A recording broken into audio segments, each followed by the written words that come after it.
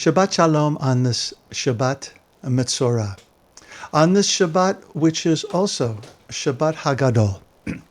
It's called Shabbat Hagadol because traditionally this might have been the only Shabbat of the year that the rabbi would give a sermon.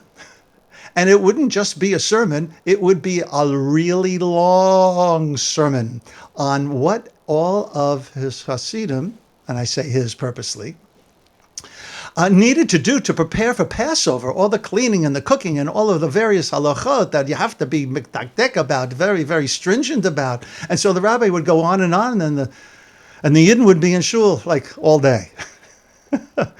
But times have changed. And so we don't tend to do that anymore on Shabbat HaGadol, but spend the previous weeks learning about all of those things and preparing the homes, of course.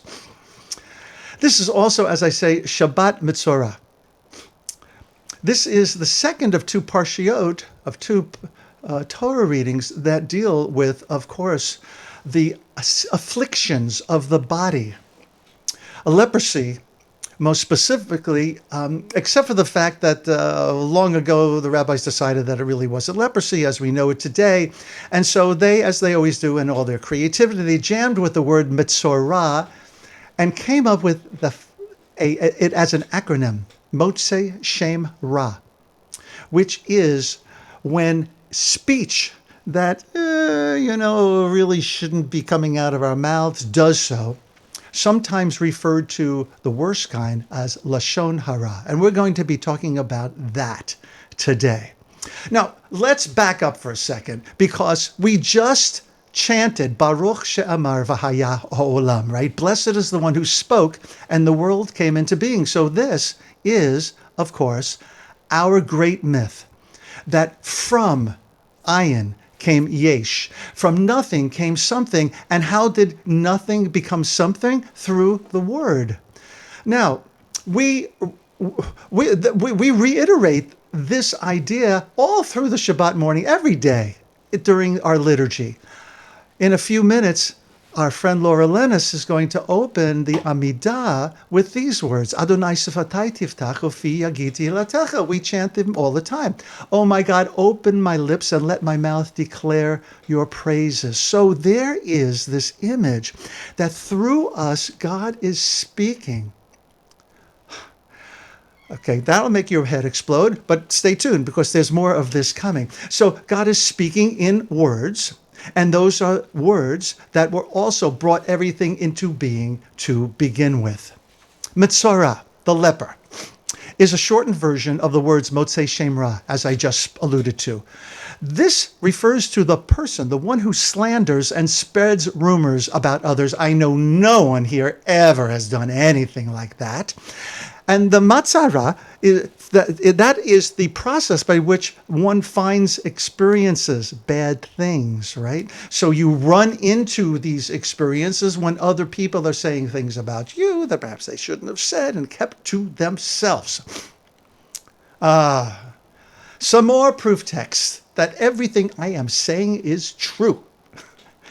After the Amidah, what do we have? The very first words. Remember, the first words going into the Amidah, we ask God to open our mouth, and that are the words of our mouth, right? They flow from the source. And at the very end, we say, Elohai Netzor L'shonai Meira, Usfatai Medaber Mirma. My God, guard my tongue from evil and my lips from speaking deceitfully.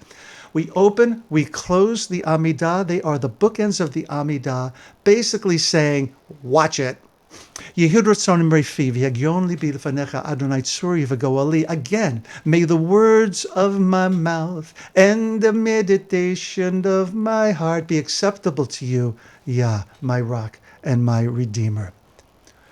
Lashon hara. This is evil speak. Lashon, at the tongue, your lashon, right? And hara means ra is stuff that's really bad. The rabbis teach us that speaking evil or even gossip is worse than 3 capital transgressions. What are they? Murder, idolatry, and sexual immorality. Whoa, wait a second. What I say about you, and it was fun too when I gossiped about you, this is worse than 3 capital transgressions. Why? Because Lashon Hara kills 3 people: the speaker, the listener, and the subject, the one who it is geared towards. In the book of Proverbs, we find this most powerful statement that Mavet v'chaim biyad lashon. Death and life are in the power of the tongue. So, let's now begin to lean into a little bit of Jewish mysticism. The King James Bible, not Jewish mysticism, Breshit bara Elohim et hashamayim v'et haaretz. In the beginning, it doesn't mean in the beginning. If you're a big baseball fan, you might think it means in the big inning, but not that either. JPS translates it as when God began to create heaven and earth. Okay, that's a little bit closer because there is process there. There's no specific moment in time when all this began to happen.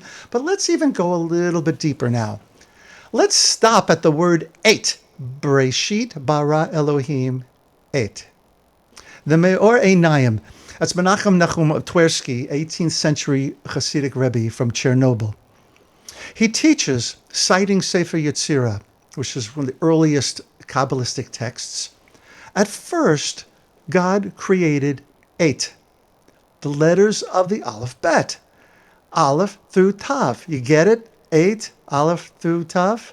The 22 elements that constitute speech. So first thing created were Aleph Bet, the cornerstones of everything that would be. I like to think of it as the periodic table of all existence through a Jewish lens. You have all the letters, they flow down into existence, they become stuff, and then they're named according to, as Adam did, according to their essential nature. Once formed, they were invested into the mouths of humans, meaning letters and words, so that we, you and me, might partner with our divine partner in the process of creation. So we are an important part of this process by which things come into being and things disappear from being, and that the words of our mouth have the power to create or to destroy. Again, speech constructed of the 22 elemental letters, Aleph through Tav. These 22 letters emanate from Shamayim, emanate from what we call heaven, down to earth, through Malchut, the lowest of the Sfirot in the Kabbalistic chart. Here's how it works. There's a whole bunch of letters there for you. There is a constant flow of holy letters from Shamayim to Malchut, from heaven to earth. I kind of like that image there I found. All the letters kind of like exploding from the heavens and then flowing down through the river of life. Let's take a look what happens here with the downward flow. It consists of the Torah that maintains the natural and moral laws of the universe as Moshe downloaded Torah from the source. And then, through our prayers and good deeds, what happens? There's a constant return flow from Malchut to Shemayim as we pray and as we do Gimilut Chasadim, acts of loving kindness, good deeds. This, my friends, is the ecosystem of how things work. We receive, we return. This is why the word Natan is a palindrome. To give is to receive, is to give, is to receive, is to give, is to receive. And so, with all of this, we keep in mind that we have to watch what we say, because our words have the power to destroy or to create new worlds and lift up. Misuse of speech is a perversion of the creative process in that way. One of the Aseret HaDibrot, the 10 Commandments, Lo ta'aneh b're'echa ed shaker, don't bear false witness against your neighbor. It's basic to what it means to be a human being.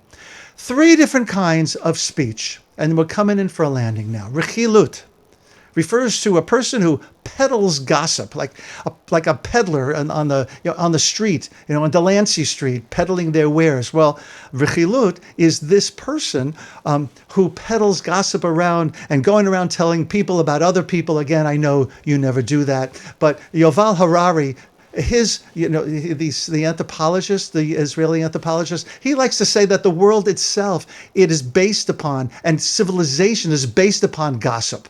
But I think he's talking about stories, not necessarily what we're talking about right here. That we, as we will start doing on Monday night, retell our stories to keep things going. Then we have Lashon Hara. That is like the derogatory speech. Speaking in a derogatory manner about someone else, even though what you say is true, it's still a bad thing to do. In other words, do you know what so-and-so did? As a matter of fact, Renee and I were once at Lincoln Square Synagogue in New York City, and the rabbi was doing a whole module on Lashon Hara, on this kind of speech, and he said, you should never say anything about anyone. It's a slippery slope. It is basically impossible to do that, but it is where we aim for. Finally, the worst kind, Motzi Shem Ra, Metzora, our Parsha. Someone who speaks derogatory or harmful information about someone and it's untrue. That is the worst kind.